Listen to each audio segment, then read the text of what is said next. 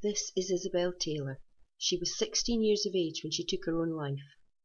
Fear porn contributed to this lovely girl's suicide.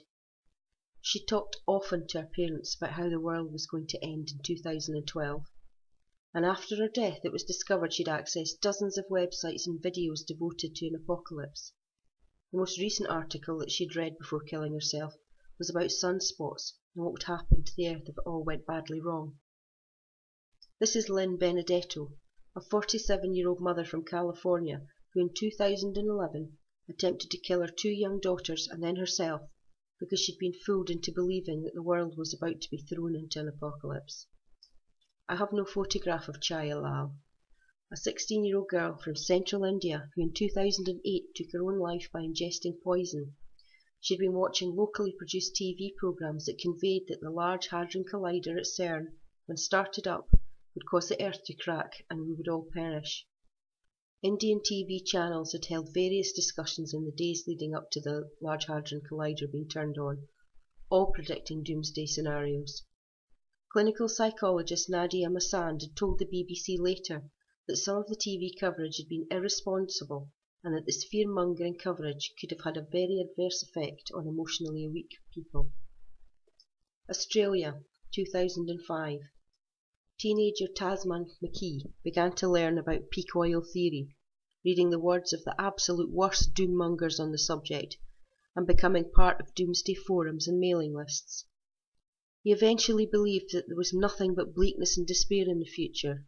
He became obsessed with it.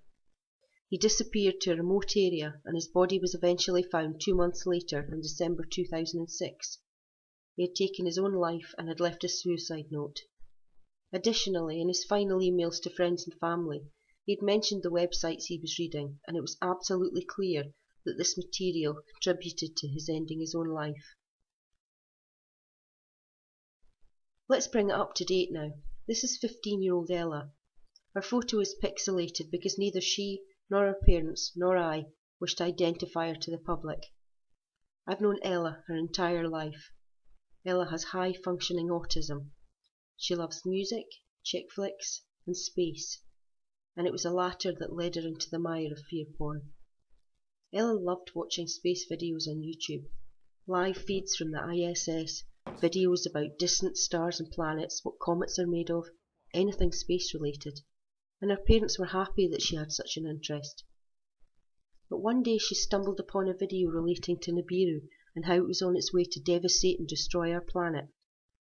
Intrigued, Ella clicked onto related videos, believing everything that she was hearing, not realizing that the vast majority of what she was watching was downright lies and not scientific in the slightest.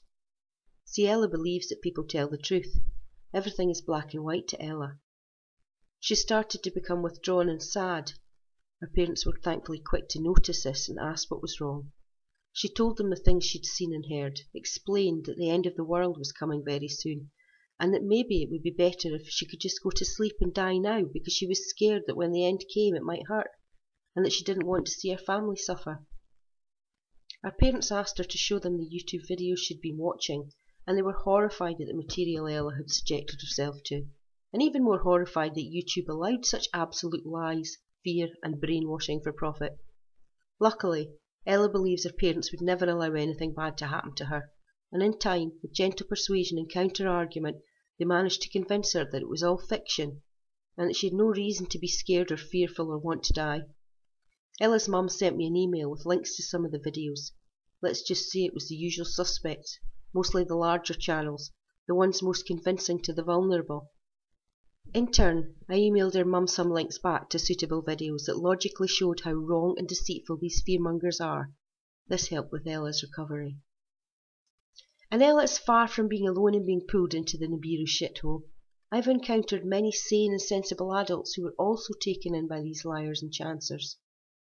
The now retired David Morrison, senior astrobiologist at NASA, had publicly stated that he'd received a large number of emails and letters from people worried about the world ending.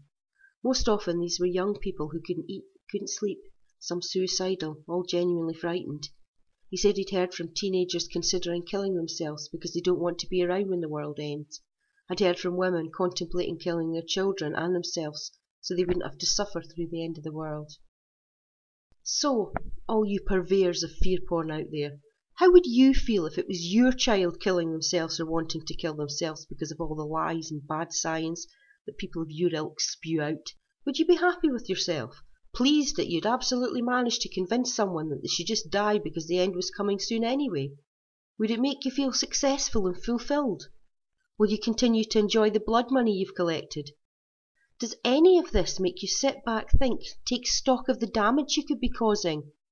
Are you just so full of your own self-importance, loving the drama of it all, and enjoying the financial benefits your lies are providing for you, that quite simply you don't give a damn?